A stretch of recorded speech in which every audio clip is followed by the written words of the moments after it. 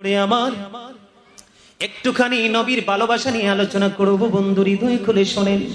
সবাই জানে রে আমার প্রাণের নবীজি উহুদের ময়দানে দান্দান মোবারক শাহাদাত বরণ করেছে। নবীজির দান্দান মোবারক যখন শহীদ হলো গো, নবীজির লোহ মোবারক বের হয়ে আসলো।